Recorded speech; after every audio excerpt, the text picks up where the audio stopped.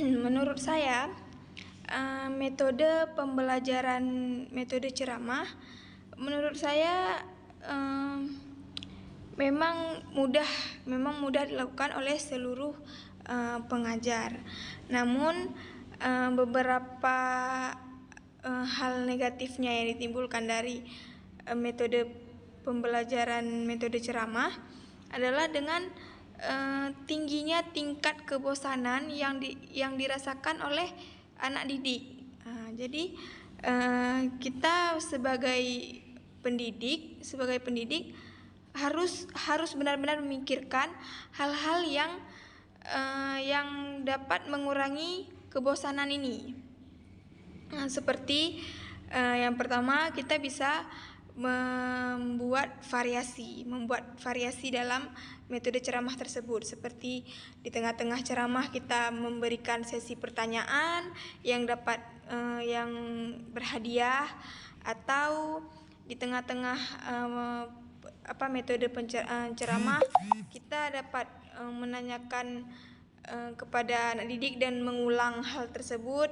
Jadi ada interaksi di antara pendidik dan anak didik pada saat metode ceramah itu dilakukan. Dan hal lainnya yang dapat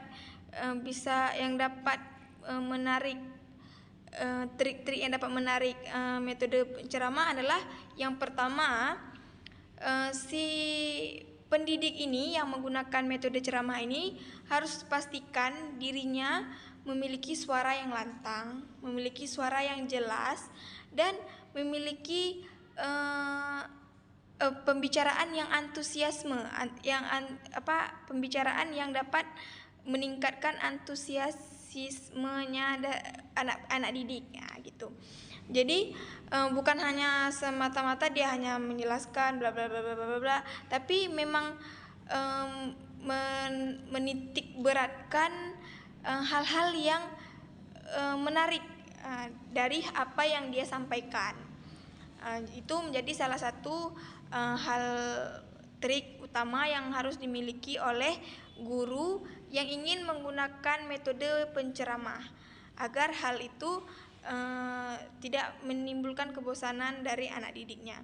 Selanjutnya juga pendidik ini dia harus tahu dengan siapa dia jelaskan, dengan siapa yang lawan bicaranya ini, apakah ini anak-anak yang memang dapat diajak bermain, ataukah ini anak yang udah dewasa yang dapat kita ajak untuk mengolah pikir bersama, kayak gitu. Jadi juga pengajar ini juga dia harus tahu apa hal yang dapat membuat anak-anak ini bosan, dan apa juga hal yang membuat anak-anak ini tidak bosan. Jadi hal itu bagaimana cara kita ketahuinya? Dengan cara kita harus bereksperimen, dengan cara kita harus melakukan uji coba terlebih dahulu. Kita menggunakan metode ini, pembicaraan ataupun penceramah yang cara ceramah yang kita gunakan seperti ini. Apakah ini akan dapat menimbulkan kebosanan anak-anak?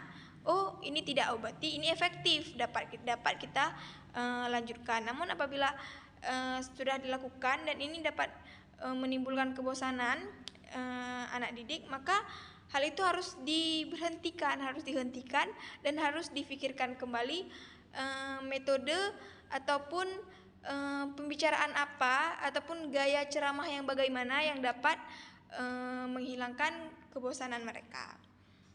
Mungkin hanya itu yang dapat saya sampaikan. Mungkin hanya ini penjelasan ataupun jawaban dari saya. Lebih dan kurang saya mohon maaf. Masih banyak sekali salah-salah kata dan kata-kata yang tidak baik saya keluarkan, dan lambatnya saya berbicara, saya mohon maaf.